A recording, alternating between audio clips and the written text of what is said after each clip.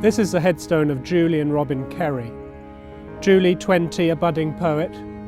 Robin, her sister, 19, who'd just gone up to college. The headstone gives the date of their death, April the 5th, 1991, for both the sisters. And a story lies behind that date. It was on that date that the two sisters were pushed off a bridge, the Chain of Rocks bridge over the Mississippi. Julie's body was found downriver a few weeks later. Robin's body was never found. It's a tragic story of the murder of two young sisters who had their life before them. But the tragedy doesn't end there, because already one man has been executed for their deaths. Another man is on death row here in St. Louis, Missouri. And in a few months' time he will find out too whether he will also die. And we've come here to look into the story and the mystery behind it, and also to find out a bit more about some of the very disturbing lessons it tells us about capital punishment in America.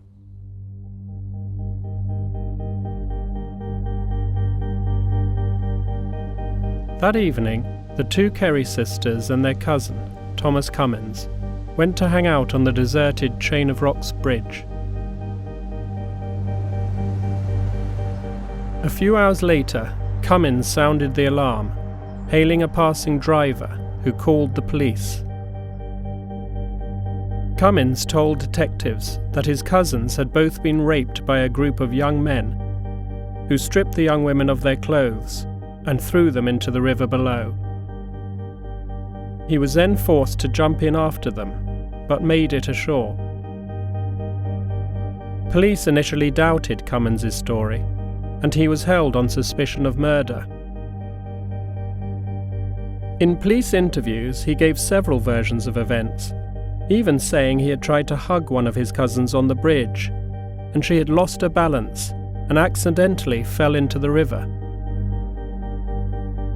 But Clemons quickly retracted, and detectives turned their attention to 4 other men who had also been on the bridge that night.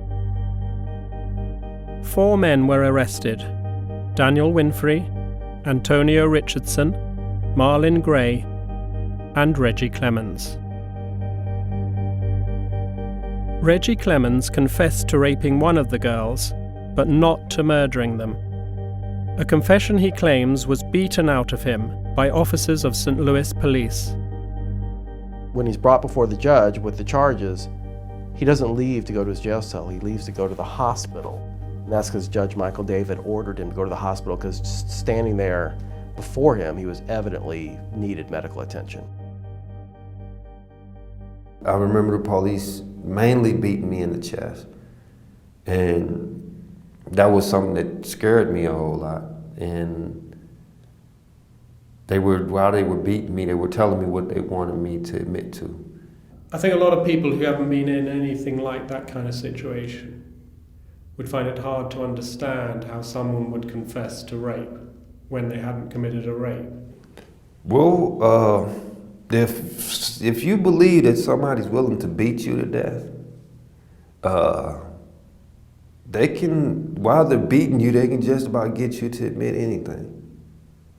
But I can tell you this with absolute certainty, that I haven't killed anybody, I haven't raped anybody, and I'm saying there's no blood on my hands. The day Reginald Clemons is sentenced to death, Thomas Clemons, who's the cousin, this guy gets paid $150,000 to settle a police brutality case. The police brutality that Thomas Clemons alleged was indistinguishable in detail from what Reginald Clemons alleged. And Reginald Clemons is sentenced to death, partly on the basis of the confession that was beaten out of him, which shouldn't have been allowed in court.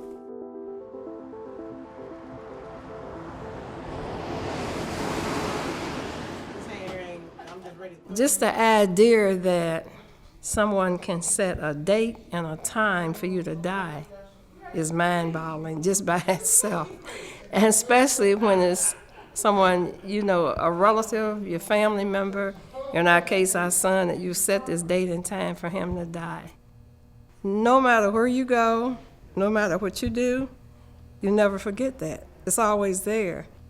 So you really learn to cherish each day, each moment, and the time that we spend together, because you never know what's going to come up next. We don't know if something's going to come up in the court system next that could change, put everything on a roller coaster again. You just don't know.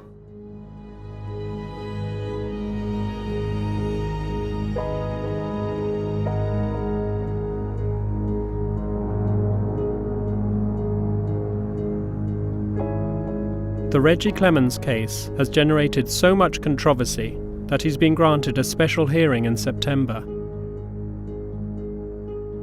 We'll be following right up to that moment, at which he'll discover whether he will live or die.